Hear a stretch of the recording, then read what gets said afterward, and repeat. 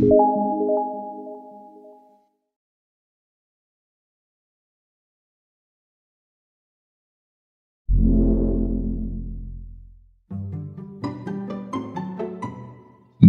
সিংহ ভদ্রলোক সম্পর্কে আমাদের কাকা হন।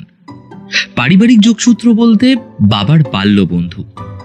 দার্জিলিং থেকে সম্প্রতি পোস্টিং নিয়ে এসেছেন লালবাজারের ওই লালবাড়িতে, মানে কোয়ার্টারে।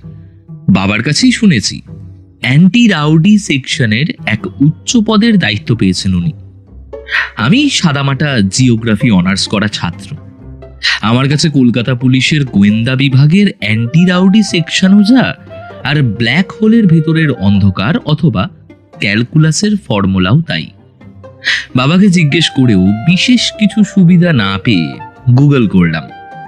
গুগল দেবতা সাহায্য করলেন কিছুটা, আর তার জানা তথ্য অনুযায়ী the anti rowdy section ARS is a unit of the Kolkata Police Detective Department that is located in Lal Bazar. The ARS is responsible for gathering information on criminals and apprehending them. মানে বিভাগটা যে নেহাতি পেট মোটা police অফিসারদের জন্য নয় তা বেশ বোঝা যায়। আর বাবার কাছেই শুনেছি ভদ্রলোক একেবারে দক্ষতায় জেমস বন্ড, বুদ্ধিতে ফেলু মিত্তির, আর স্টাইলে শার্লক হোমস। তা হঠাৎ করে কেন তার কথা বলতে বসলাম, তাই তো? তার কারণ ভদ্রলোকের অ্যানিভার্সারি আজ সন্ধ্যায়, এবং বহু বছর পর কলকাতায় ফেরার সুবাদে তার প্রিয় বন্ধু শমিতাভ গাঙ্গুলি অর্থাৎ আমার বাবা সপরিবারে আমন্ত্রিত। এবার যে ভদ্রলোকের গৃহে এই কয়েক ঘন্টার মধ্যেই আমরা পদার্পণ করতে চলেছি। সে যে খুব সাধারণ মানুষ নন, তাই তার বিষয়ে একেবারে অজ্ঞ হয়ে যাওয়াটা বোকামো বলতে পারেন। সন্ধে 7টার সময় ল্যান্সডাউন শ্রীগুরু অ্যাপার্টমেন্টের ঘন্টি বাজালাম আমরা চারজন, অর্থাৎ আমি ত্রিদীপ গাঙ্গুলি, বাবার নাম আগেই বলেছি, মা সবিতা গাঙ্গুলি এবং বোন মিঠি। বোন আমার থেকে অনেকটাই ছোট, ও এবছর মাধ্যমিক দেবে। দরজা খুললেন যিনি, মহিলা পোশাকে তিনিই যে আজ আসরের মধ্যমণি বুঝতে আর সেটা বাকি রইল না। বছর 38-এর বেশ চোখ ধাঁধানো সুন্দরী মানসী আন্টি। একে একে হাই, হ্যালো, নমস্কার ইত্যাদি প্রভৃতি দিয়ে যখন পরিচয় পর্ব সারা হলো, উনি নিয়ে পড়লেন আমার মাকে। দেখলাম ভদ্রমহিলা বেশ মিশুকে। দিদি, কতদিন বাদে দেখা গো। কতদিন না বলে কত বছর বলো মানসী। সেই যে কার্সিয়াংয়ে দেখা হয়েছিল 4 বছর আগে, তারপর এই। বাবা, তুমি কিন্তু আগের থেকে বেশ সুন্দরী হয়েছো। তা একটু সেজে গুজে থাকি বলেই। তোমার মতো কি আর ন্যাচারাল বিউটি পেয়েছি দিদি? সোফার এক কোণে বাবাকে উসখুস করতে দেখে বুঝলাম এই মেয়েলি গসিপ থেকে তিনি মুক্তি চাইছেন। এতক্ষণে বন্ধুর দেখা পেলে হয়তো ব্যালকনিতে গিয়ে 1-2 চুমুক লাগিয়ে নিতেন। বোনকে নিয়ে চিন্তা নেই, সে তার খেলার সাথী হিসাবে বছর 12-র কুন্তল আর 5 বছরের বৃষ্টিকে পেয়েছে। ওরা বিজন কাকু এবং মানসী কাকিমার ছেলে মেয়ে। পুরো ঘরময় এখন দৌড়ে দৌড়ে উৎপাত করাই ওদের কাজ। আমি সমবয়সী কাউকে না পেয়ে ওদের দিকেই মাঝে মাঝে চোখ পাকিয়ে তাকাচ্ছি, আর মোবাইলে না হতে পারা প্রেমিকাকে সোশ্যাল মিডিয়ায় স্টক করছি। অবশেষে আরো বিরক্তিকর আধা ঘন্টা কাটানোর পর দরজার ঘন্টি আবারও বেজে উঠল। দরজা খুলে কয়েক মিনিটের মধ্যেই মানসী কাকিমা লাজুক মুখ নিয়ে ফিরে এলেন। বুঝলাম অ্যানিভার্সারির গিফট কাকু ওনার গালে এঁকে দিয়েছেন। মনে মনে তখন দীর্ঘশ্বাস ফেলছি আর ভাবছি, হায় রে, যে বয়সে আমাদের হামি খাওয়া দরকার সেই বয়সে এই বুড়ো বুড়িদের হামি খাওয়া দেখে বুক ফাটা অন্তর্দহন অনুভব করতে হচ্ছে। ঠিক তখনই মানুষটা প্রবেশ করলেন।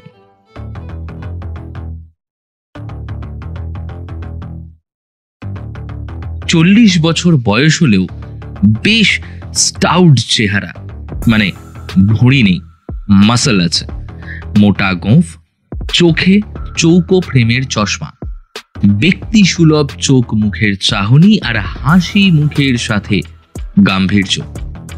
অবশ্য ভেবেছিলাম ইউনিফর্মে দেখব ভদ্রলোককে, কিন্তু উনি এলেন পিটার ইংল্যান্ডের মেরুন হাফ শার্ট আর ভ্যান হিউসনের ফর্মাল প্যান্টে। বাবাকে দেখেই অবশ্য এক গাল হেসে এগিয়ে এলেন। তখনই বুঝলাম গলার গাম্ভীর্যটা। কিরে শয়তান, কত বছর পর দেখা বলতো?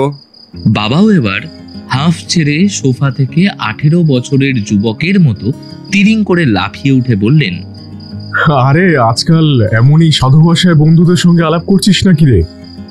আরে না না, ভাবলাম বাচ্চারা আছে তাই। তাছাড়া আমার মিসেস মহারানী বিশেষ করে আদেশ দিয়েছেন, আমার উচ্চমার্গের ভাষাবিদ্যা আমি ডিউটি ক্ষেত্রে যতই প্রয়োগ করি না কেন, আসার সময় ওই দরজার বাইরে রেখে আসতেন। তা তোর বেশ কঠিন অনুশাসনে জীবন চলছে, কি বল? হ্যাঁ ভাই, না হলে এমন একটা মোক্ষম দিনে বউকে নিয়ে হ্যাং আউটে না গিয়ে বাল্য বন্ধুকে নেমন্তন্ন করি? এখানে বলে রাখি, এইসব কথাই হচ্ছিল এতক্ষণ কাকিমার অনুপস্থিতিতে।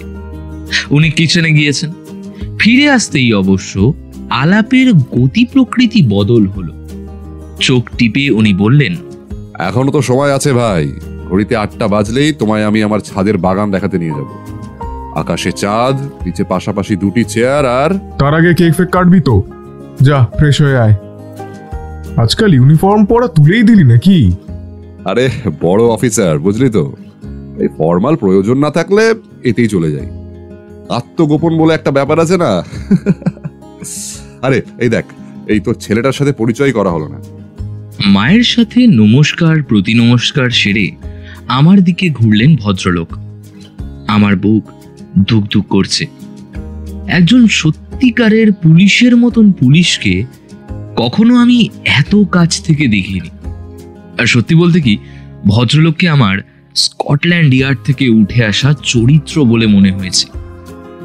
গোয়েন্দা লালবাজারের ভদ্রলোক বারবার করে লিখলেও কেমন যেন কলকাতার পুলিশ ফোর্সে এমন হিরোইক ব্যক্তি থাকতে পারে ভাবিনি কখনো। আমার নাম ধাম, পড়াশোনা সমস্ত কিছু জেনে বললেন, তা ইন্টারেস্ট কি নিয়ে, মানে তোমার হবি কি? গল্পের বই পড়া। কিসে, কিন্ডেল?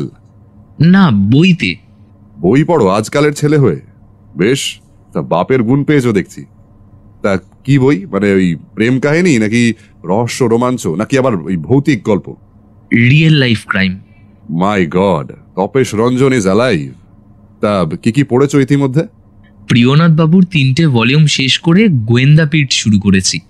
ও বাবা, তার মানে তুমি তো আধা গোয়েন্দা হয়ে গেছো ভাই। ওনার ওই 3 ভলিউম যাকে বলে মাস্টারপিস। আমাদের ট্রেনিংয়ে ওর থেকে রেফারেন্স নেওয়া হয়। কত কেসে যে এখন এত বছর পরেও ওনার কাহিনীগুলো থেকে রুট ম্যাপ বানিয়ে সাকসেস পাওয়া যায় তার ইয়ত্তাই নেই। ঠিক আছে, তোমরা বসো বুঝলে, আমি ফ্রেশ হয়ে আসছি। আর ভাই সমী, তোর ছেলেকেও কি আমাদের সন্ধ্যের পার্টিতে অ্যাড করিয়ে নেবো নাকি? বেশ ম্যাচিওর্ড কিন্তু। পাশের ঘরে চলে গেলেন ভদ্রলোক। ছেলের প্রশংসায় বাবার চোখে হাসির ঝলক। নিজের মনটাও বেশ খুশি খুশি লাগছে। স্কুলে পড়াশোনা করে অনেকগুলো মেডেল পেলেও একজন সত্যিকারের যোদ্ধার করা সেদিনের সেই প্রশংসা আমার জীবনের আমূলটাই পাল্টে দিয়ে গিয়েছিল। বিজন কাকু 10 মিনিটের মধ্যে এলেন ব্লু জিন্স এবং ডিপ ব্লু শার্ট পরে। সবে তখন কেক কাটা হয়েছে। আমরা হাততালি দিচ্ছি, উইশ করছি, বাচ্চারা মজা করছে। হঠাৎ করে একটা ফোন রিং হলো। হ্যাঁ, কতক্ষণ আগে? ওকে। কাকিমার মুখ গম্ভীর। আমাদের সবার দিকে চোখ বুলিয়ে নিয়ে কাকু আমার দিকে চেয়েই বললেন, ত্রিদীপ, তোমার কোন কলেজ জানো? দীনবন্ধু অ্যান্ড্রুজ। তোমাদের কলেজ হোস্টেলে এইমাত্র একটা ছেলের মৃতদেহ পাওয়া গেছে। একবার যেতে পারবে আমার সাথে? আমার বুক লাফিয়ে উঠেছে। কে বলে ভগবান নেই? কে বলে শাহরুখ খানের পুরে দিল সে চাওয়ার ডায়লগটা মিথ্যে? আমার বাবার ঠোঁটে মুচকি হাসি। মা চোখ টিপছেন। কাকিমা কিন্তু হাই হাই করে উঠলেন। দেখো বিজন, তোমার কোনো পার্সোনাল লাইফ নেই, আই নো, কিন্তু তার মানে এটা নয় যে তুমি যার তার নিজের স্বার্থে লাইফ রিস্ক করবে। আহা, নিজের স্বার্থ, লাইফ রিস্ক এইসব আবার আসছে কোত্থেকে? আরে ওদের কলেজের একটা ঘটনা, ও গেলে ব্যাপারটায় আমার একটু সুবিধে হয়, কারণ সব আটঘাট ওর জানা। আর তাছাড়া ওকে আমি ওর বাড়িতে ড্রপ করে দেবো। কি ইয়াং ম্যান, শুধু প্রিয়নাথ পড়লে হবে? একটু রিয়েল লাইফ অ্যাডভেঞ্চারও তো দরকার নাকি? একটা কলহের পরিস্থিতি উদয় হয়েছে দেখে নিজেই ঝটপট বলে ফেললাম, না না কাকিমা, আমার কোনো অসুবিধা নেই, আর আমি তো আর ছোট নই, অসুবিধা বুঝলে নিজেই সরে আসবো। যদিও শেষ বাক্যটা শুধু প্রশস্তির জন্য বললাম, আর কিছুই না। আসলেই আমি উত্তেজিত তখন। বারে বারে দেখলাম বাবার হাসি একটু চওড়া হয়েছে, মায়ের মুখ হয়েছে আরো একটু গম্ভীর। বোন এসে কোনোই খামচে চাপা গলায় বলছে, দাদা, সুযোগ আছে কিন্তু তোরও ওই বোগাস হিরোগুলোর মতো সত্যান্বেষী রাম বাগিয়ে নেওয়ার। পরবর্তী 2 মিনিটের মধ্যে আমি এবং বিজন কাকু ওনার ব্ল্যাক মাহিন্দ্রা XUV 500 উঠলাম। বেরোনোর সময় দেখেছি কাকু ঝটপট রুমে গিয়ে নিজের সার্ভিস রিভলভার কোমরে গুঁজে নিয়েছেন। ল্যান্ডসডাউন থেকে গড়িয়া সর্বসাকুল্যে 9 কিলোমিটারের পথ। তখন রাতে 9টা, সুতরাং ট্রাফিক কম, তাই কাকু চালাচ্ছেন একেবারে যাকে বলে অ্যাম্বুলেন্সের গতিতে। 40 মিনিটের মধ্যে আমরা এসে পৌঁছলাম আমার রোজকার চেনা পরিচিত কলেজের সামনে। মূল ক্যাম্পাস থেকে একটু দূরের দিকেই হোস্টেলের সারি। সেদিকেই দেখলাম জটলা করে আছে অজস্র ছাত্রছাত্রীরা। কাকু গাড়ি থেকে নামার আগেই বলে দিল, দেখো ত্রিদীপ, কয়েকটা বিষয় তোমাকে মনে রাখতে হবে। সেগুলো হচ্ছে, প্রথমত, গল্প সে যতই সত্য ঘটনার প্রতি আধারিত হোক না কেন, খানিকটা রং চড়াতেই হয় লেখককে, তার পোয়েটিক জাস্টিসের সুবাদে। বাস্তবে কিন্তু এই রং চড়ানোর ব্যাপারটা একদমই নেই। আর গল্পে পড়া কল্পনার ক্রাইম সিনের সাথে বাস্তবের কিন্তু একটা বিস্তর ফারাক আছে। তোমাকে মনে রাখতে হবে, এরকম পরিস্থিতিতে তুমি একদমই নতুন, তাই নিজের থেকে তোমার নিজের বুদ্ধিতে যা কিছু ধরা দেবে তা তুমি কিন্তু খোলা মনে আমাকে বলবে, কিন্তু নিজে কিছু করবে না, কেমন? আর যদি পুরো ঘটনায় উপস্থিত থেকে সাসপেক্ট বলে তোমার কাউকে মনে হয়, তাহলে কারণ সহ আমাকে জানাতে ভুলবে না কিন্তু। ঠিক আছে কাকু। আর হ্যাঁ, সাধারণ গোয়েন্দা গল্পে অতি চালাক গোয়েন্দার বিপরীতে একজন এমন চরিত্র থাকে যে সাধারণত একটু ওই গোবা হাবলা গোছের হয়, অর্থাৎ পুরো ঘটনাটায় সে হিরো, মানে আমাদের গোয়েন্দাদের সামনে নিজের বোকামি জাহির করে, নায়কের আসল ক্যারিজমাটা বের করে আনে, আর দর্শক বা পাঠক তাতে হাততালি দিয়ে ওঠে। যেমন লালমোহন বাবু? নট অনলি লালমোহন বাবু, সেটা ওয়াটসন হতে পারে, সেটা অজিত হতে পারে, কিন্তু বাস্তবে আমরা কেউই হিরো নই। আমরা সবাই মানুষ, এবং প্রতিটা ক্রাইমকে সলভ করতে গেলে দেখা যায় তদন্তকারী অফিসাররা নতুন নতুন এমন উৎকট পরিস্থিতির সামনে উপস্থিত হচ্ছেন যা তাদের জীবনে নতুন। এমন অনেক ঘটনাই আছে মাঝে মধ্যে যা ক্রাইমের ইতিহাসেই নতুন। সুতরাং পুলিশকে জেমস বন্ড ভাবার কোনো কারণ নেই। পুলিশও ভুল করতে পারে, তারাও মানুষ। আর সেই জন্যেই তোমাকে নিয়ে এসেছি। একজন বুদ্ধিমান সাধারণ মানুষ অনেক সময় এমন অনেক কিছু দেখে বা বুঝে ফেলে যা দুধে অফিসাররাও ধরতে পারেন না, তাই তোমার সাহায্য এবং পরামর্শ আবশ্যক। তবে সে যাই হোক, গাড়ি থেকে নেমে কিন্তু জীবনে প্রথমবার নিজেকে বেশ একটু উঁচু দরের মানুষ মনে হলো। অসম্ভব ভিড়ের মধ্যে থেকে কাকুর পিছন পিছন চলায় অনায়াসে রাস্তা হয়ে গেল। বেশ বুঝছিলাম কয়েকটা চেনা মুখও ভিড়ের মধ্যে থেকে আমার দিকে অবাক চোখে চেয়ে আছে। জয়শ্রীও কি এই ভিড়ে লুকিয়ে আছে নাকি? আমার এই আকস্মাৎ বীরত্বের কাহিনী কি কেউ তার কানে পৌঁছে দেবে না? গলিটার একেবারে শেষ প্রান্তে বাম হাতে গ্যালাক্সি বয়েজ হোস্টেল। অনেকবার এর সামনে এসে সিগারেট খেয়েছি বন্ধুদের সাথে। ঢুকতে যাব এমন সময় বিজন কাকুকে একজন 2 তারাওয়ালা সাদা পোশাকের অফিসার আমার দিকে ইশারা করে কিছু জিজ্ঞেস করলেন।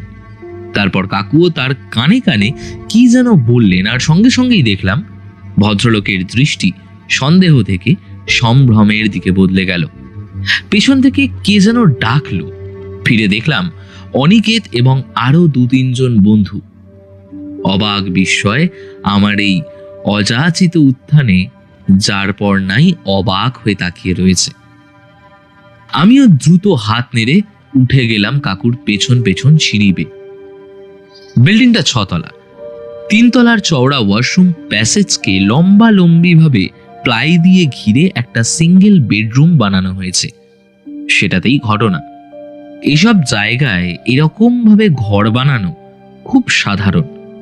ঘরটা অত্যাধিক ছোট, তাই ভিতরে একজন ফরেন্সিক, একজন ডাক্তার, একজন ক্যামেরাম্যান এবং বিজন কাকু ঢুকতেই রুমটায় গুতগুতির পরিস্থিতি হয়ে গেল। আমি বাইরেই ছিলাম। কিছুক্ষণ পর কাকুকে ক্যামেরাম্যানকে বলতে শুনলাম, Jason, I think you are done, yes sir. So please leave and wait. Sure sir. তারপর বেশ জোর গলায় বললেন, ত্রিদীপ, মহিতোষের থেকে গ্লাভস পরে ভেতরে চলে এসো। দেখলাম একজন যুবক এবং সুন্দর দর্শন সিভিল ড্রেসের ব্যক্তি ছুটে এসে আমায় সার্জিক্যাল গ্লাভস দিলেন। এতক্ষণ বাইরে থেকে কিছুই দেখা যাচ্ছিল না ভিতরের দৃশ্য। এবার ভেতরে এসেই আমার চমক লাগলো। আমার চোখ বড় বড় হয়ে খোলাই রয়ে গেল। আমার অবস্থা দেখেই বোধহয় কাকু জিজ্ঞেস করলেন, ত্রিদীপ, তুমি চেনো একে? প্রশ্নটা শুনে অনেকক্ষণ তো কিছু বলারই অবস্থায় রইলাম না। তারপর ধীরে ধীরে বললাম, ইয়ে মানে হ্যাঁ। নাম জানো? অলোকেশ, আমাদের ক্লাসেই। I see. তা কি তোমার বন্ধু? না, বন্ধু না, তবে ওই মুখ চেনা। কারোর সাথেই কখনো কথা বলতে দেখিনি ওকে। আকর্ষণীয় চরিত্রও ছিল না কখনো। আর ঝামেলা বা শত্রুতা? যে লোক কারোর সাথে মিশতই না, তার আবার ঝামেলা শত্রুতা এইসব কিসের কাকু? আর বান্ধবী? জানি না। ডাক্তারবাবু, প্রাথমিক তদন্তে কি মনে হচ্ছে বলুন তো? মনে হচ্ছে ঘুমের মধ্যে হার্ট অ্যাটাক। আর কারণ? ন্যাচারাল মনে হচ্ছে, যদিও। সান্যাল! এমন সময় একজন বরিষ্ঠ অফিসার দরজায় এসে স্যালিউট করলেন। রুমের ইনভেস্টিগেশন হয়েছে? প্রাথমিক তো হয়েছে স্যার, আপনি আরেকবার দেখে নিন। আচ্ছা ত্রিদীপ, বডিটা ভালো করে দেখো তো। চেনো যেহেতু ওকে, অদ্ভুত লক্ষণ কিছু বুঝতে পারছো? তক্তাপোষের দুপাশে এখন আমি এবং কাকু দুজনেই ঝুঁকে পড়ে খুঁটিয়ে দেখছি মৃতদেহটা। আমাদের ডিপার্টমেন্টের সেই অত্যাধিক লাজুকে সাথে পাঁচে না থাকা ছেলে অলোকেশ। দেহটা প্রথমে দেখলেই মনে হয় খুব গভীরে ঘুমাচ্ছে, এক্ষুনি যেন জেগে উঠবে। একটা বেশ সুখী সুখী ভাব আছে ওর ক্লিন শেভড ঘুমন্ত মুখে। একটা হালকা নীল টি শার্ট আর শর্টস আছে পরনে। শরীরে আর কোনো আঘাতের চিহ্ন নেই। বিজন কাকু আবার হাঁকলেন, বাড়ির মালিককে ডাকো সান্যাল। সঙ্গে সঙ্গেই সিঁড়িতে ধূপধাপ পায়ের শব্দ এবং তারপরেই একজন মোটা সোটা গোছের ভদ্রলোককে সামনে এনে হাজির করলেন দুই অফিসার। স্যার, ইনি। নমস্কার, আপনার নাম? নমস্কার, আমার নাম অমিয় বাগচি। আচ্ছা, ছেলেটির নাম জানেন? হ্যাঁ, অলোকেশ পোদ্দার। আপনার এটা ছাড়া আর কতগুলো হোস্টেল আছে? আর 4টে হোটেল রয়েছে। তা আপনি সমস্ত স্টুডেন্টের নাম কি মনে রাখেন? না মানে এ তো অনেকদিন থেকেই আছে, তাই। কতদিন? এই প্রায় 2 বছর। তা এর বাড়ি কোথায় জানেন? ডকুমেন্টস দেখলে পাওয়া যাবে, সম্ভবত আমার মনে হচ্ছে নামখানা। সান্যাল ডকুমেন্টস ফাইল নিয়ে নেবে। তা সন্দেহজনক কিছু ঘটতে দেখেছেন? স্যার, কখনো এই ছেলেকে তো কারোর সাথে মিশতেই দেখিনি। আর কি বাইরের কারোর আসা যাওয়া ছিল? কখনই না। আর যদিও ঘটে থাকে, তবে সিঁড়ির মুখে ক্যামেরা লাগানো আছে, উঠে ধরা পড়বেই। মহিতোষ, ক্যামেরার ফুটেজ চেক করা শুরু হয়েছে? না স্যার, এখনো তো। তোমাদের বেসিক কাজ কেন বারবার বলে দিতে হয়? এটা কি লেক গার্ডেন্স পার্ক নাকি যে বান্ধবীকে নিয়ে বেড়াতে এসেছো? যাও ইমিডিয়েটলি। Yes sir. হ্যাঁ, তা মিস্টার অমিয়। হ্যাঁ, অমিয় বাগচি। ছেলেটা নেশা ফেশা করতো নিশ্চয়ই? এই ওর নাম তো কেউ দিতে পারবে না স্যার। তাহলে এটা কি? আমরা অবাক হয়ে দেখলাম কাকুর হাত কখন যেন অলোকেশের বালিশের নিচ থেকে বের করে আনছে একটা পুড়িয়া। প্রাথমিকভাবে দেখে মনে হচ্ছে গাঁজা, কিন্তু স্যার কখনো তো না না, দেখুন, হতেই তো পারে রুমের ভেতরে একা একা করতো এইসব। এই, পাশের রুমমেটদের ডাকো। দুজন ছেলে বেশ ভয়ার্ত মুখে এসে দাঁড়ালো সামনে, কারণ তদন্তকারী অফিসারের দল বেশ ধমকে চমকে নিয়ে এসেছে ওদের। তো তোমরাও কি ওর সাথে গাঁজা খেতে নাকি? স্যার আমরা কখনো ওর সাথে মিশিনি। কিন্তু তোমরা খাও তো। ছেলেগুলোর দেখলাম হাঁটু কাঁপছে, মাথা নিচু। তা কোথায় পাওয়া যায় এদিকে? স্যার ওই গলির মোড়ের গুমটিতে। সান্যাল, মালটাকে কাস্টাডিতে চাই ইমিডিয়েটলি। Sir political connection? মারাতে যাক তোমার পলিটিক্স, এখানে একজন ছাত্র মারা গিয়েছে। যাও গিয়ে ওর দোকান সিল করবে আর ঘাড় ধরে ওকে থানায় নিয়ে এসো। পরিস্থিতি উত্তপ্ত দেখে মালিক ভদ্রলোকেরও দেখলাম কপালে ঘাম জমতে শুরু করেছে। এই ছেলে, তোমরা জানো এই অলোকেশ কখনো গাঁজা খেত কিনা?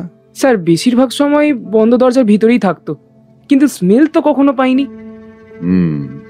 ফরেন্সিক রিপোর্টে বোঝা যাবে। একবার এদিকটা এসো তো ত্রিদীপ। আমি তক্তাপোষটা ঘুরে বিজন কাকুর পাশে গিয়ে দাঁড়ালাম। ওদিকটা একটা বিরাট জানলা, যার স্লাইডারটা খোলা। এবার কাকুর দেখা দেখি আমিও ঝুঁকে দেখলাম নিচের দিকে, হাই ড্রেন।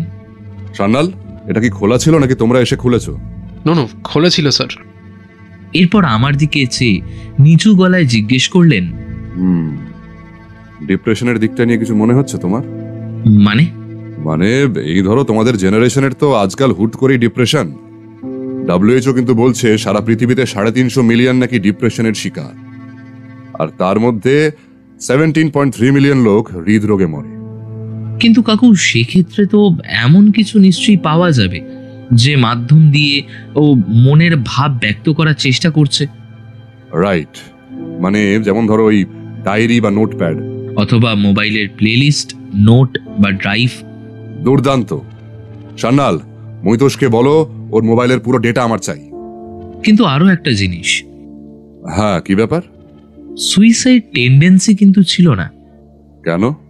না হলে এত বড় একটা গ্যাপ হাতের কাছে পেয়ে ডিস্টেন্সটা একবার দেখেছেন কাকু? ভীতু হবে। চলো, মোটামুটি কাজ হয়ে গেছে আমাদের। সান্যাল, দাঁড়িয়ে থেকে বডি মর্গে পাঠিয়ে রুম আর পুরো ফ্লোরটা সিল করবে কিন্তু। আর অমিয় বাবু, এই 1 মাসে আপনার নতুন বোর্ডার যারা যারা এসেছেন তাদের সবার ডকুমেন্টস কিন্তু আমার চাই।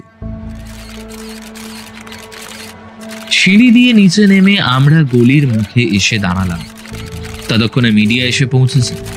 এতক্ষণে অলোকেশের বাড়িতেও নিশ্চয়ই খবর চলে গেছে, হয়তো তারা এলেন বলে। বিজন কাকু আমায় নিয়ে কিছুটা এগিয়ে যেখানে ভিড়টা কমে এসেছে সেখানে থেকে একবার এদিক ওদিক সন্তর্পণে দেখেই আমার হাত ধরে টান দিল। চমকে দেখলাম উনি দুটো ফ্ল্যাটের মাঝের একেবারে সরু একটা প্যাসেজে ঢুকে পড়েছেন। প্যাসেজটা এতই সরু যে একজন মোটা মানুষের ঠিকভাবে চলা দুঃসাধ্য। ঢুকেই আমায় ঠোঁটে হাত চেপে ইশারা করেছেন, সুতরাং জিজ্ঞাসাও করতে পারছি না কিছু। অগত্যা কষ্ট করে সেই দম বন্ধ করা গলিটার ভেতর দিয়ে একটু একটু করে এগোতে হচ্ছে। বাম পাশের বিল্ডিংটা শেষ পর্যন্ত পৌঁছতেই একটা ভয়ানক দুর্গন্ধ নাকে এসে ধাক্কা মারল। কোন রকমে নাক চেপে অন্ধের মতো এগোচ্ছি, কারণ জায়গাটা নোংরার সাথে এবার ভয়ানক অন্ধকার। হঠাৎ করে দেখলাম আমরা সেই জায়গাতেই এসে উপস্থিত হয়েছি যেই জায়গাটাকে আমরা উপরের ঘর থেকে উঁকি মেরে দেখছিলাম, অর্থাৎ নিচের হাই ড্রেন। তুমি এখানেই দাঁড়াও, আমি আসছি। আমার কানে ফিসফিস করে বলে কাকু এগিয়ে গেলেন আরো সামনে। তারপর অত্যন্ত সন্তর্পণে মোবাইলের ফ্ল্যাশ চালিয়ে কি সব যেন নিরীক্ষণ করে আবার ফিরে এলেন। বার কয়েক শুধু দেখলাম নিচের কাদার দিকে, আর বার কয়েক দেওয়ালের উপর টর্চের আলো ফেললেন। চলো, ফিরে এলাম। আমরা যখন গাড়ির কাছে পৌঁছেছি তখন ছুটে এলো সেই সুদর্শন দেখতে অফিসারটি। স্যার দাঁড়ান। কিছু পেয়েছো মৈতোষ? স্যার, সিসিটিভির প্রাথমিক তদন্তে তো সন্দেহজনক কাউকেই দেখতে পেলাম না। তা তুমি কিভাবে ধরে নিচ্ছ কাকে আমাদের সন্দেহ করা উচিত আর কাকে নয়? মানে স্যার, মানে আমাদের হাতে এখনো এমন কিছুই এসে পৌঁছয়নি যার বেসিসে আমরা ঠিক করতে পারি যে কাকে আমাদের সন্দেহ করা উচিত আর কাকে না। সুতরাং ফুটেজগুলো তুমি অফিসে নিয়ে এসো। Yes sir. মহিতোষ, আরো একটা বিষয়। হ্যাঁ বলুন স্যার। ওরা বুঝলো কি করে যে ঘরের ভিতরে কেউ মারা গিয়েছে? মানে সন্দেহটা কখন হলো?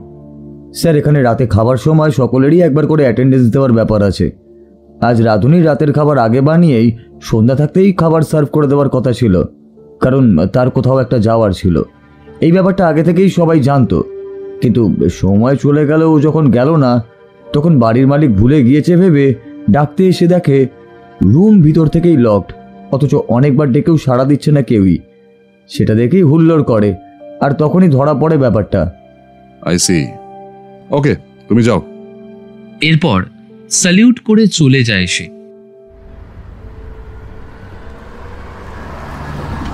আমাদের গাড়ি যখন আবারও চলতে শুরু করেছে, ঘড়িতে তখন রাত 12:41। কাকু বললেন, ত্রিদীপ, বডিটা দেখে আলাদা কিছু বুঝলে? তেমন কিছুই না, তবে একটা ব্যাপার। কি ব্যাপার? হৃদযন্ত্র বিকল হয়ে মারা গেলে মুখে সাধারণত হার্ট ফেল করার সময় যন্ত্রণার ছাপ থেকে যায় একটু হলেও, কিন্তু তার তুলনায় যেন বড্ড সুখী সুখী মনে হলো, যেন আনন্দের সাথে হাসতে হাসতে মরেছে। তার কারণ? হ্যালুসিনেশন। ইয়েস। চলো, তোমার চাকরি পাকা। এই কেসে তুমি আমার সেক্রেটারি। তবে হ্যাঁ, তোমার কাকিমা আর মাকে ব্যাপারটা না জানালেই আমাদের দুজনের জীবনটা সুখকর হবে, তাই না? রাতের রাস্তায় গাড়ি ছুটিয়ে আমরা 30 মিনিটের মধ্যে বালিগঞ্জ প্লেস পৌঁছলাম। বাই করার আগে বিজন কাকু বললেন, তুই কাল একবার আমার সাথে দেখা কর, ওই দুপুর 2টো নাগাদ, লালবাজার। আনন্দে আমার মাটিতে পা না পড়ার জোগাড়।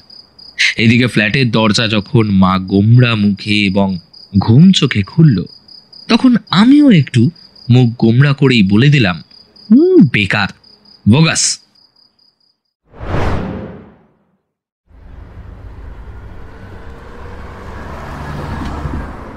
পরদিন কলেজ যাওয়ার অজুহাতে যখন লালবাজারে পৌঁছলাম, তখন বেলা 1:30।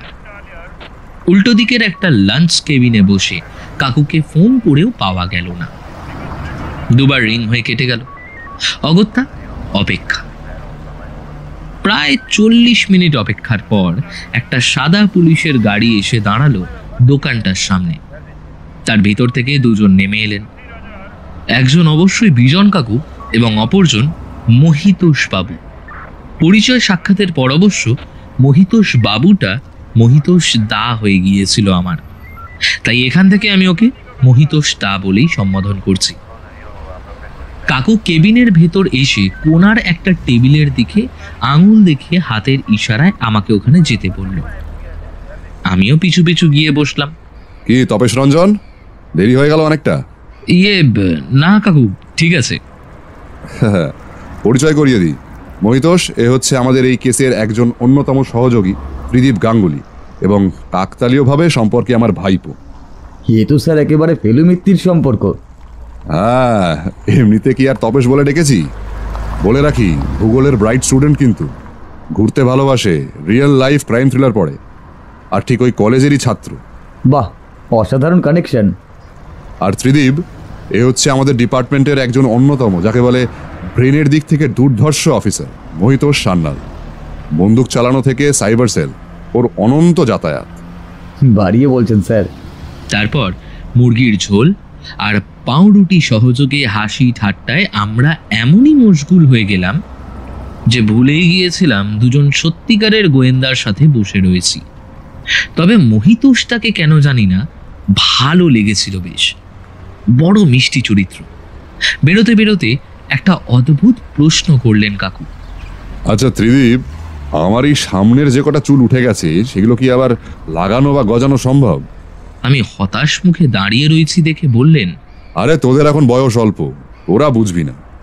এই হেয়ার ফলের কষ্ট আমরাই বুঝি। এই বয়সটায় আয়, তখন বুঝবি। বলেই আমার হাতে একটা লিফলেট ধরিয়ে দিলেন, যেখানে এক চুল দাড়িওয়ালা যোগী পুরুষ চুল গজানোর তেলের বিজ্ঞাপন করছে, এবং তেল যে কত উপকারী তার প্রমাণে কয়েকজন গ্রাহকের সচিত্র ইন্টারভিউ দিয়েছে। তাহলে এখন আমাদের ডেস্টিনেশন চুল বাবাজি। গোলক ধাঁধায় পড়ে ঘুরলে মানুষের যে অবস্থা হয়, সেই অবস্থা এখন আমার। মোহিতোসদার মুখের দিকে চেয়েও বিশেষ ভরসা পেলাম না।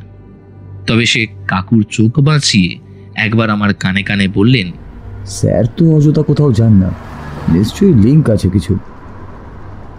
অতএব লালবাজার থেকে লিফলেট পকেটে পুরে বেরিয়ে পড়া গেল। পুলিশের গাড়ি ছেড়ে নেওয়া হলো একটা ক্যাব। অবশ্য সিভিল ড্রেসেই ছিল ওরা। তবে রওনা হওয়ার আগে নিজেদের বুট জোড়া খুলে ফেলে সস্তা স্যান্ডেল লাগিয়ে নিল পায়ে।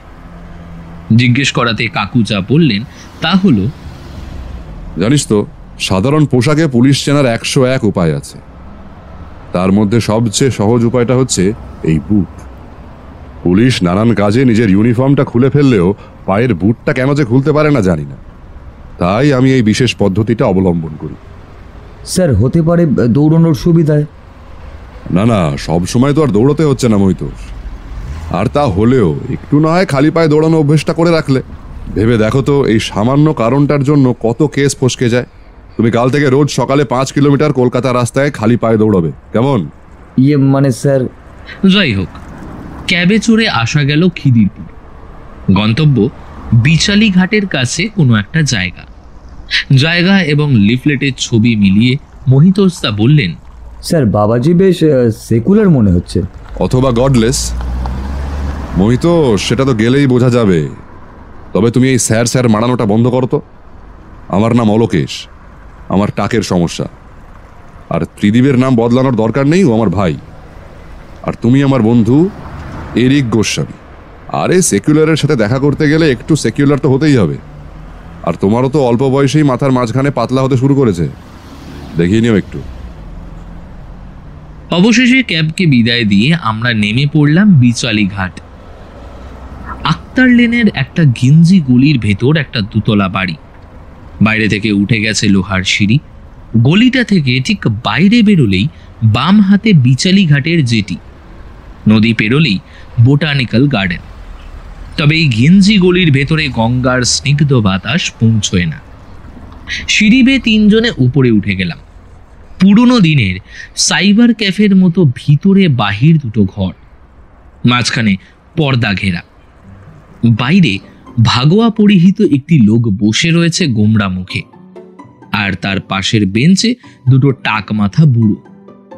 বোঝা গেল পর্দার ওপারে ডাক্তারের চেম্বার।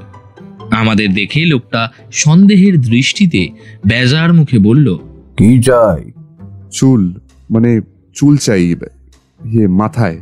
লালবাজারের দুধে গোয়েন্দা অফিসার বিজন সিংহের গলায় এখন মিনতির সুর। নাম লিখিয়ে অপেক্ষা করুন। নাম লিখিয়ে বসে যাওয়া হলো বেঞ্চে। আধ ঘন্টার পর এলো লাইন।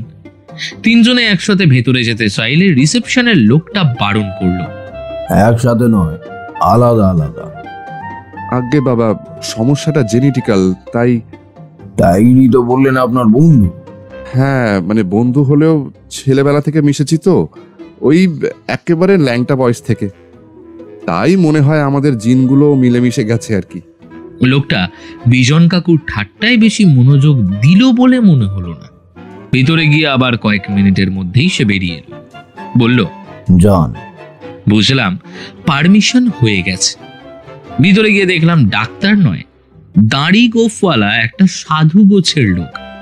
মুখটা চামারের মতো। তবে বিজ্ঞাপনের লোকটা নয়। আমাদের সমস্যা জানলো। বিজন কাকু এবং মোহিতোসদার কথা শুনে আমার দিকে ফিরতেই বিজন কাকুই বলে উঠল, হ্যাঁ, ওর সমস্যা এখনো হয়নি, তবে যেহেতু ফ্যামিলি ট্রেন্ড তাই হতে কতক্ষণ। আমি ভাবলাম যদি সমস্যার আগেই সমাধান করানো যায়। বেশ করেছেন বলে কাগজে কি সব লিখে কয়েকটা তরলের শিশি বের করে দিলেন আমাদের হাতে। দেখলাম বিজন কাকু বেশ গদগদ। বললেন, আগে যদি আপনার আশ্রমে আমাকেও ভর্তি নিয়ে নেন। এই চালাচালির ব্যবসা আর পোষাচ্ছে না মশাই। কি চালাচালি করেন? হ্যাঁ, এই ধরুন, কাউকে বলবেন না যেন। না, বলবো না। এই ধরুন ডকে কোনো স্পেশাল মাল এলো, সেই মাল আবার পুলিশের টিকটিকির চোখ এড়িয়ে শহরের সঠিক জায়গায় পৌঁছে দেওয়া। আবার আবার ধরুন শহরে কেউ খালাস হয়ে গেল, বডিটা শুরুত করে কাউকে টের না পাইয়ে কেটে কুটে প্যাকেট করে প্রপেলারে দিয়ে দেওয়া। বাবা, আপনি তো খিলাড়ি মশাই। তা হয়ে যাবে আপনার। তাহলে কোথায় কখন? কাল বুধবার একবার আসুন। বাবাজি কাল দুপুর 12টায় থাকবেন। উনি ত্রিকালজ্ঞ, আপনার চুল থেকে বডি সব সাধনা করে দেবেন। চলি তাহলে। শুনুন, হ্যাঁ, আমারও একটা ছেলে মিসিং, একটু হেল্প করতে পারেন? না মানে আপনার তো এই লাইনে জানাশোনা। আপনার ছেলে? আপনি তো সাধু মশাই। না, নিজের না, তবে ওই শিষ্যদের আমরা ছেলেই বলি তো। তা কি ব্যাপার? গেছিল গড়িয়ায় মেডিসিন ডেলিভারিতে, সেখান থেকেই আর ফেরেনি। বিদ্যুতের ঝিলিক খেলে গেল কাকুর চোখে। গড়িয়ার কোথায়? তা ঠিক জানি না, তবে সে আর ফেরেনি। কি ওষুধ ছিল? এই যে আপনাকে যা দিলাম। তার নাম? ভালো নাম তো রোহিত। আমাদের এখান থেকে দীক্ষিত নাম হচ্ছে ওই সুগ্রীব ভরদ্বাজ। বয়স? জানি না, 25-এর কমই হবে। আচ্ছা, তা কি করতো সে? কিছুই না, আশ্রমের কাজই করতো। কেমন দেখতে ছিল? একদম রোগা। দেখুন, রোগা বললেই তো আর মানুষ খোঁজা যায় না মশাই, কিছু বিশেষত্ব যদি বলেন। টিকটিকির মতো দেওয়ালে চড়তে পারতো। আচ্ছা চলি, রোগা কাউকে কলকাতায় দেওয়াল চড়তে দেখলেই আপনাকে জানাবো।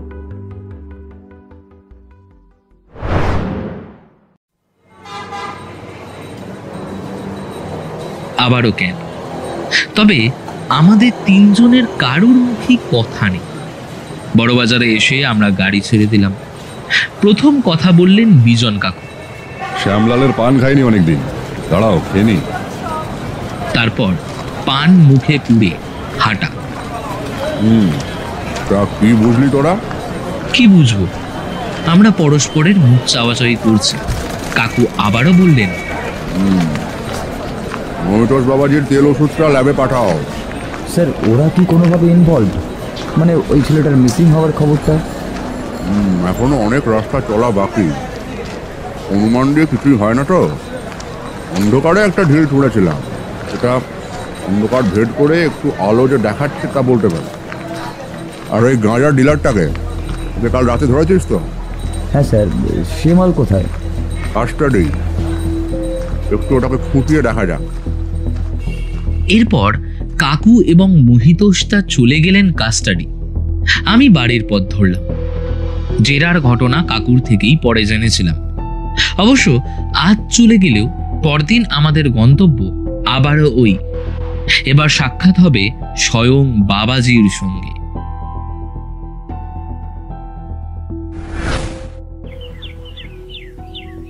পুলিশ কাস্টাডির ভিতরটা এই দুপুরবেলাতেও অন্ধকার। একটা বাল্ব জ্বলছে কেবল। এমন পরিবেশে ভিতরে থাকা ব্যক্তির জন্য একটাই জিনিস থাকে, তা হলো হতাশা। এই লোকটাও হতাশায় বসে রয়েছে কাল রাত থেকে। বাড়ি যেতে পারেনি সে। ঘরে বউ বাচ্চা এতক্ষণে কি জেনে গেছে তার অবস্থার কথা?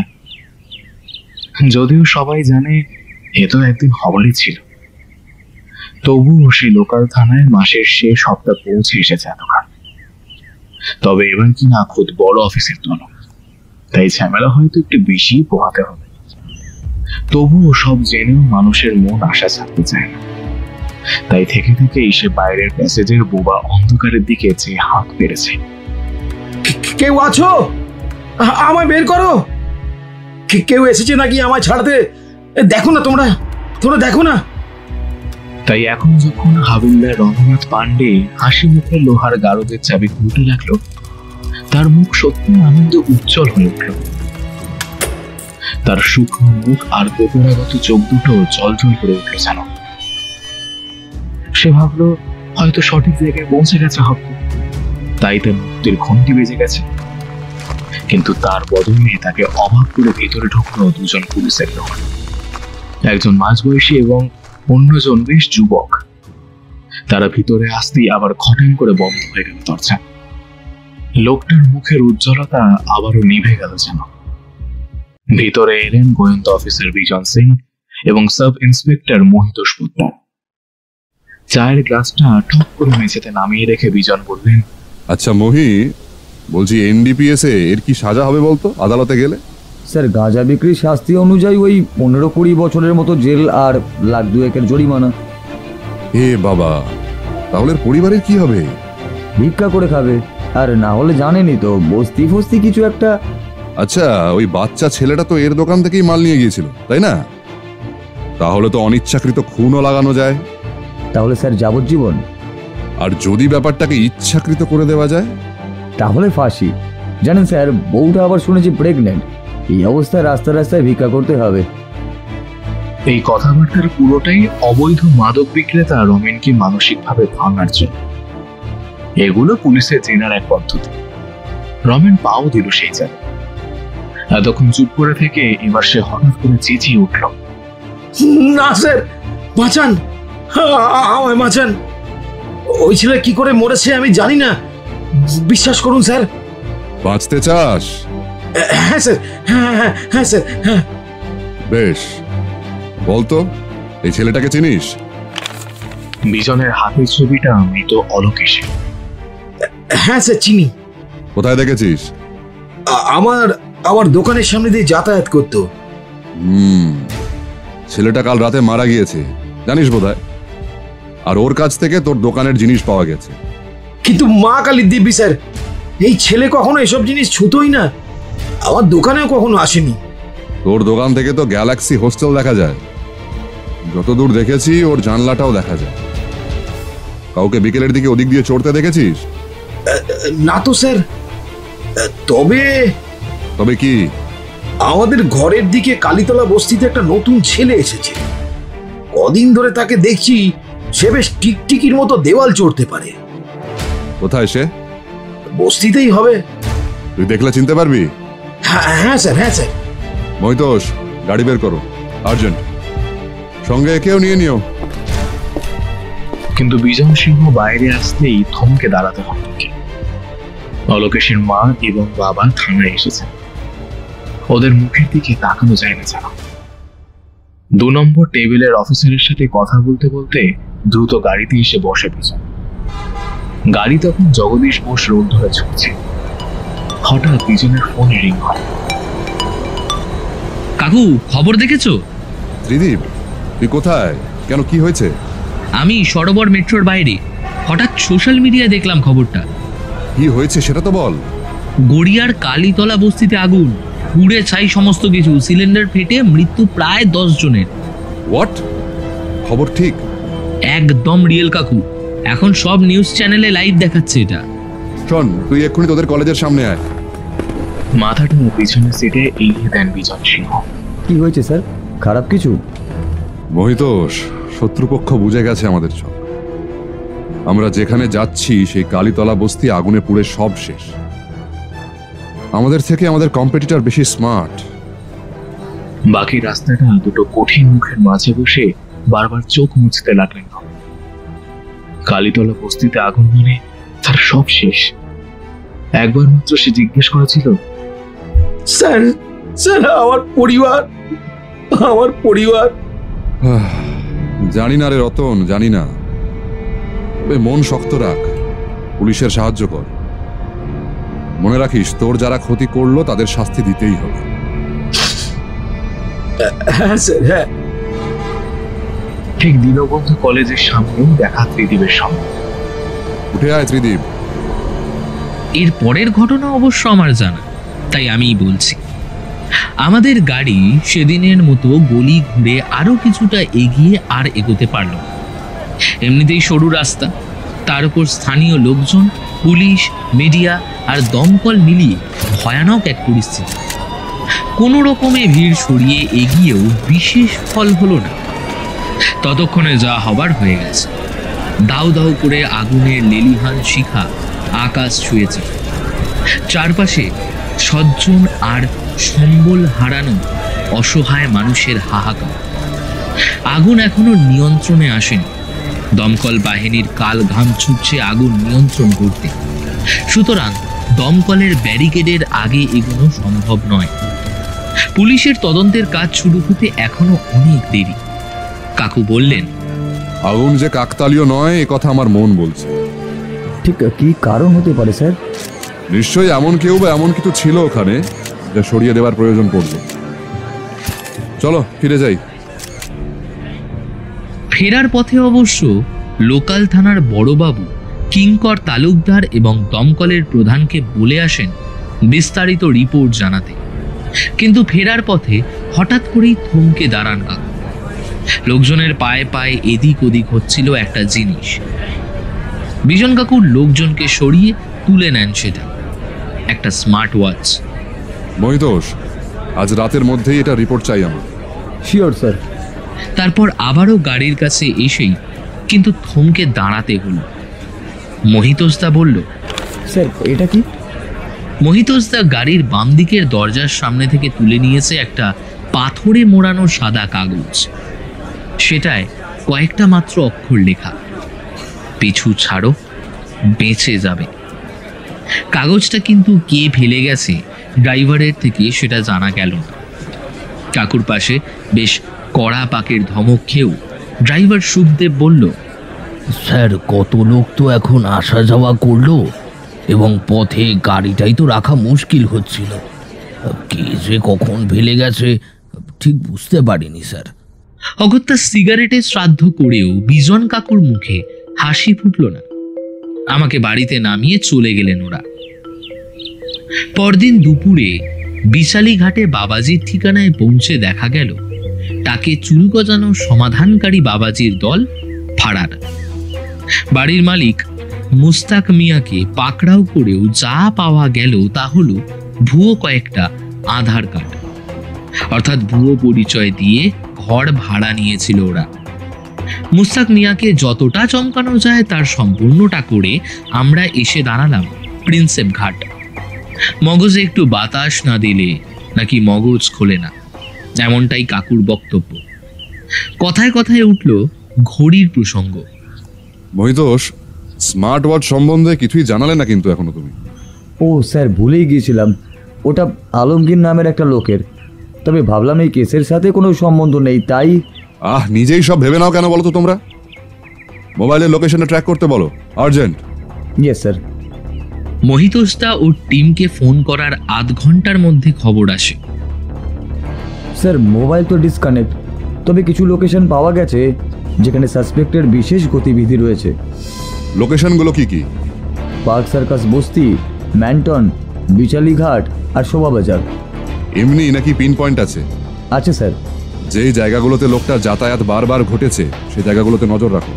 আর স্যার আরেকটা বিশেষ ব্যাপার, ঘড়ির তথ্য অনুযায়ী সর্বোচ্চ হৃদগতি ছিল লোকটার ঠিক ওই জায়গাতেই যে জায়গায় আগুন লাগে, 180 বিট, যা অস্বাভাবিক। Connection Mohitosh, connection. আর কিছু? আপাতত না স্যার, এজেন্ট লাগিয়ে দিই কি? বাংলায় বলো বাবা, খোঁচর। কিন্তু আরো 3 দিন পরেও কেস সমাধানের কোনো লক্ষণ দেখা গেল না। কোথায় যেন একটা মস্ত বড় জট কিছুতেই খুলতে চাইছে না। এর মধ্যেই একদিন কাকু এলেন আমাদের বাড়িতে, গোমড়া মুখ। ছাদে গিয়ে অন্ধকারে দাঁড়িয়ে দাঁড়িয়ে শুধু মাথা চুলকালেন আর চা সিগারেট খেলেন। বাবা বললেন, ও ওরকমই খ্যাপা, যতক্ষণ না কেসটা সলভ হচ্ছে ততক্ষণ ও লেস সোশ্যাল হতে হতে অ্যান্টি সোশ্যাল হয়ে পড়লেও আশ্চর্য হওয়ার কিচ্ছু নেই। বাড়ি ফেরার সময় আমায় বললেন, বুঝলে তো ত্রিদীপ, তোমার কাকিমার জ্বালায় আর পুলিশের চাকরি টিকিয়ে রাখতে পারবো বলে মনে হচ্ছে। ঘরে গেলেই শুধু খ্যাচ খ্যাচ। তাই একটু মাথার জটগুলো কাটাতে তোমাদের এদিকে চলে এলাম। আচ্ছা, কাল রাতে প্রস্তুত থেকো। আর হ্যাঁ, পোস্টমর্টম রিপোর্ট এসেছে, সেখানেও মৃত্যুর কারণ হার্ট অ্যাটাক বলা হয়েছে, স্বাভাবিক মৃত্যু। সুতরাং ডিপার্টমেন্টের প্রেশার আমরা যেন কেসটা ক্লোজ করে দিই। হাতে সম্ভবত আর খুব বেশি হলে কালকের দিনটাই। আর গাঁজাও খায়নি, সম্ভবত গাঁজাটা ঠিক জায়গা মতো রেখে দেওয়া হয়েছে পুলিশের মোটিভ ঘোরানোর জন্য। ফরেন্সিকও বলছে ঘরের ভিতর 24 ঘন্টায় অন্য কারোর প্রবেশ ঘটেনি। চলি। কাকুকে এতটা হতাশ কখনো দেখিনি। আমার মনটা ভেঙে গেল। তবে কি সত্যি ভুল পথে চলেছিল কাকু? এতটা পরিশ্রম সব পণ্ড। মোহিতোজ তাকে কল করলাম। হ্যালো, বলছি দাদা, কোনো আপডেট? একটাই আপডেট, কেসটা পরশু ক্লোজ হয়ে যাবে। আর ওই বাবাজির দল? কোনো প্রমাণ নেই, এমনিতেই ওরা উঠে চলে যেতে পারে অন্য কোথাও। আর ওই ঘড়িটা? এগুলোর সাথে এই কেসের কোনো সম্বন্ধ নেই ত্রিদীপ। তাহলেও বাবাজি আর ওই ঘড়ির মালিকের বিরুদ্ধে তো? তাও সম্ভব নয়। বোকার মতো বলে ফেলেছিলাম স্যারকে বাবাজির বিরুদ্ধে লুকআউট জারি করার জন্য। কিস্তিকে আমার পেট ভরে গেল। বলো, আমাদের দেশে ধর্ম আর বাবাজি এই দুটোকে নিয়ে কিছু করতে নাকি প্রধানমন্ত্রীও ভয় পান। আমরা তো ছাড়ি। সুতরাং ভুলে যাও সব, তুমি নিজের পড়াশোনায় মন দাও। আমি আবার জনগণের ডিজিটাল অ্যারেস্ট কেসে মন দিই। ফোন কেটে যায়।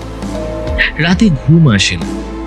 মনের মধ্যে শুধু শেষ আশা, কাকু কাল রাতে আমায় ডেকেছে। অবশেষে এলো পরের দিন রাত। আমাদের গন্তব্য পার্ক সার্কাস 4 নম্বর বস্তি। আপ লক্ষ্মীকান্তপুর লোকালটা গতি নেওয়ার আগে হঠাৎই থমকে দাঁড়ায় 4 নম্বর ব্রিজের নিচে। শেষ ট্রেন, পুলিশ নেই, কেউ চেন টেনেছে। এই সময় এমনটা স্বাভাবিক এই জায়গায়। শেষ ট্রেনকে অযথা দেরি করাতে ভালো লাগে না ড্রাইভার সাহেবের। 5 নম্বর কামরাটা ফাঁকা ছিল। সেই বগি থেকেই কেউ চেন টেনেছে। ট্রেন থামার মধ্যেই একটা কে যেন ঝাঁপিয়ে পড়ল অন্ধকারে নর্দমার ঢাকনার উপরে। গার্ড ব্যাপারটা লক্ষ্য করে ঘন্টি বাজায়। অভিজ্ঞ ড্রাইভারও বেজার মুখে আবারও চালিয়ে দেয় গাড়ি। যে লোকটা এইমাত্র ঝাঁপিয়ে পড়ে তার পরনে একটা নীল লুঙ্গি আর সাদা স্যান্ডো গেঞ্জি। চেহারা বেশ পেটানো, দেখেই মনে হয় মধ্যবয়স্ক, সবল দেহ। 4 নম্বর প্ল্যাটফর্ম পেরিয়ে একটা বস্তির ভিতর মিশে যায় অন্ধকারে। ওর হাতে ধরা প্লাস্টিকটা এদিক ওদিক দেখে লুঙ্গির ভেতর ঢুকিয়ে নেয় খুব গোপনে। এই সময় এই স্টেশনে আরপিএফ থাকে না। কয়েকজন ভিখিরি এই গরমের দিনে কম্বল মুড়ি দিয়ে পড়ে রয়েছে এদিক ওদিক। তাছাড়া বস্তির সামনে বাতিল রেল লাইনটার উপরেও কয়েকজন আজ কম্বল ঢেকে বসে রয়েছে। আমি কানে একটা হেডফোন লাগিয়ে রেলের একটা অ্যাবান্ডান্ট ঘরে বসে সমস্তটা দেখছি।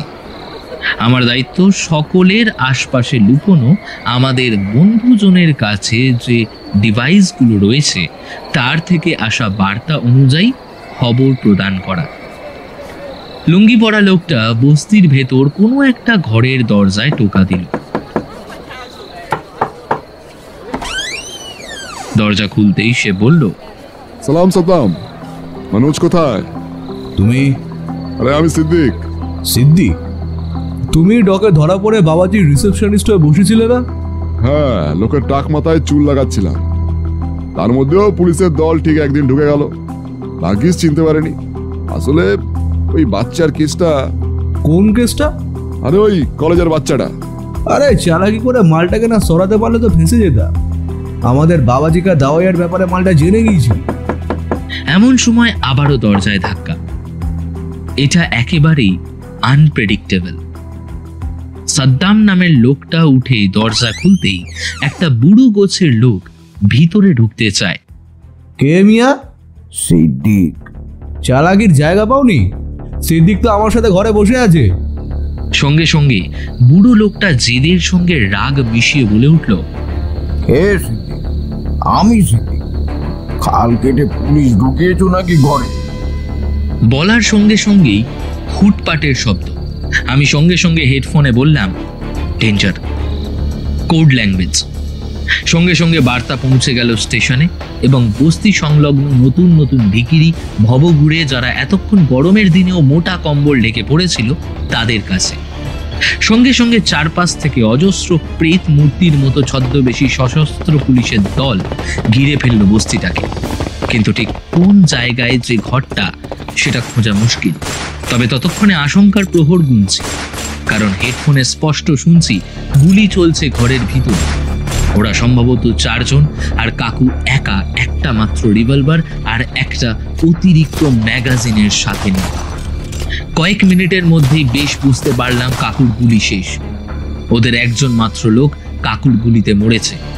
ওরা আত্মসমর্পণ করতে বলছে কাকুকে। হঠাৎ কে যেন দরজায় প্রচন্ড পুষে একটা লাথি মারল, আর মুহূর্তে ভেঙে পড়ল দরজাটা। স্পষ্ট শোনা গেল মহিতোষ তার কণ্ঠ, কিন্তু তার আগেই 2 রাউন্ড ফায়ার শূন্য। জ্যান্ত ধরতে হবে ভাই। স্যার, আমার কাছে আপনাকে বাঁচানোটা সবার আগে জরুরি।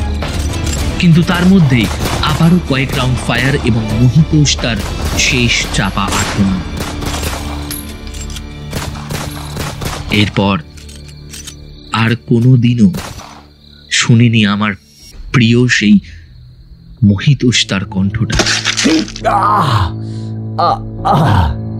মানুষটাকে যখন দেখি তখন ওর মাথার খুলিটা ফেটে দুভাগ হয়ে গিয়েছিল। পিছন থেকে এসে প্রায় পয়েন্ট ব্ল্যাঙ্ক থেকে গুলি করে আততায়ীরা। কাকু শেষবারের মতো আর্তনাদ করতে পারে, মহিতোষ! কিন্তু আর কিছু অঘটন ঘটার আগেই পৌঁছে গেছে আমাদের সশস্ত্র দল। পিছন থেকে পুলিশের ফায়ার, 2 জন আততায়ী লুটিয়ে পড়ে মাটিতে। খবর পেয়ে রেল পুলিশ এবং লোকাল থানাও এসে পৌঁছেছে ততক্ষণ। আরো বাহিনী আসছে খুব দ্রুত। লোকগুলোকে ঘিরে বেশ মারা হয়। তারপর হাত পা বেঁধে কাকু গাঙ্গুলি নামের একটা লোক মারফত আমাকে ডাকিয়ে নেন সেই অন্ধকার ভাঙা ঘরটা থেকে ঘটনাস্থলে।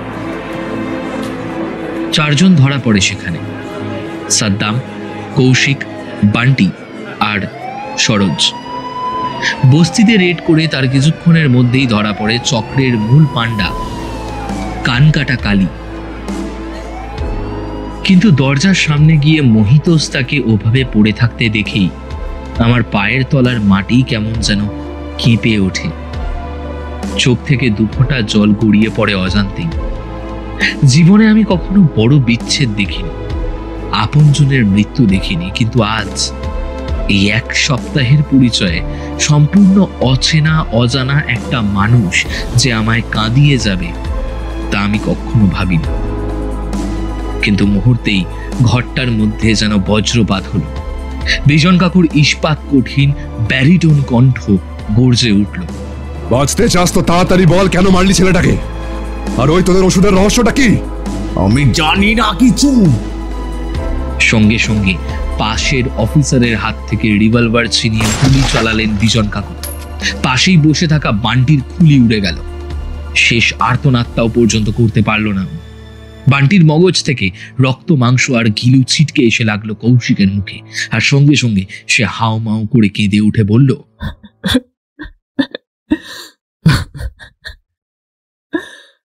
আমি বলবো স্যার, আমায় ছেড়ে দেবেন তো স্যার? তাহলে ছেড়ে দেবো, বল আগে। স্যার, ওই ছেলেটা জাতামাল ছিল না।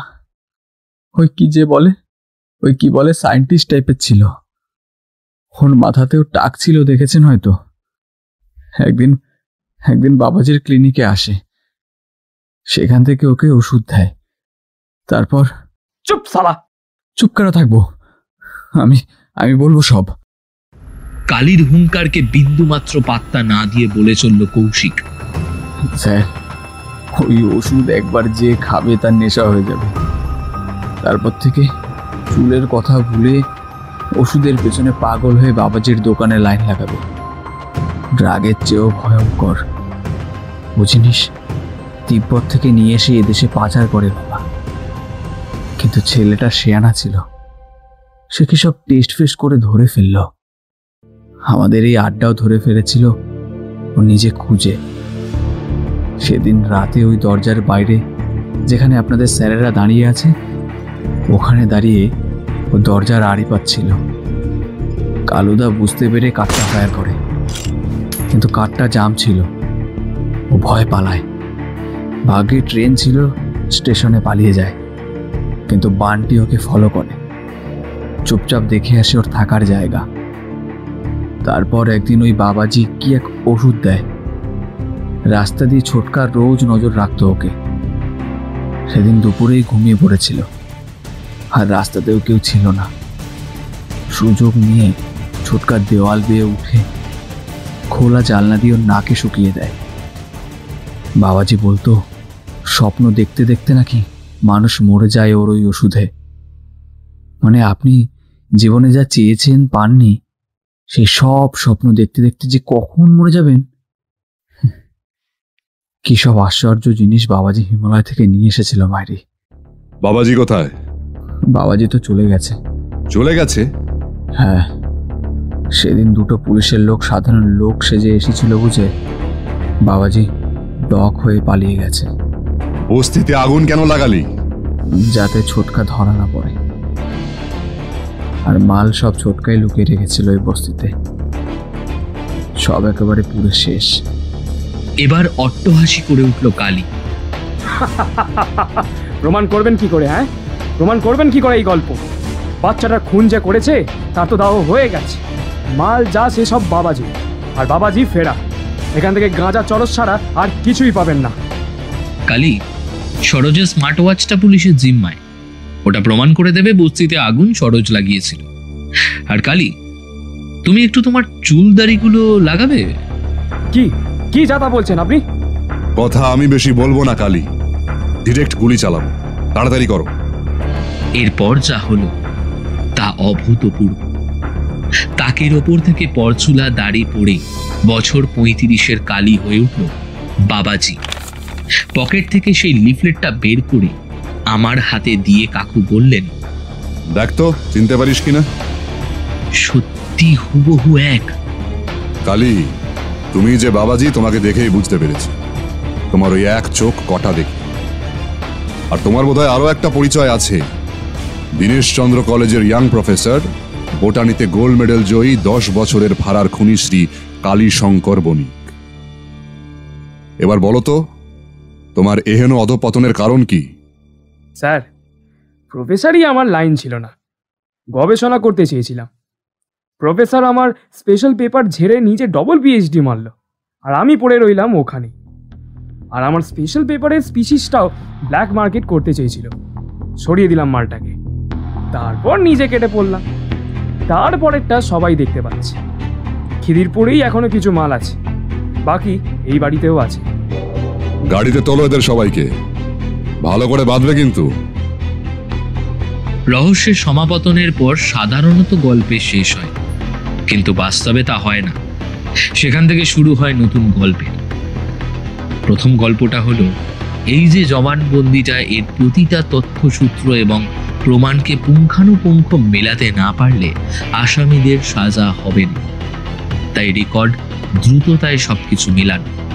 আর দ্বিতীয়, মহিতোষ তার মৃত্যুর পর ওর ছোট ভাই রণজিৎকে পাওয়া যাচ্ছে না। ছেলেটা শুনেছি পুলিশদের একদম দেখতে পারত না। এমনিতে ভালো হলেও ছেলেটা খ্যাপাটে, তাই কাকুর ভয়ে সে না খারাপ কিছুতে জড়িয়ে পড়ে।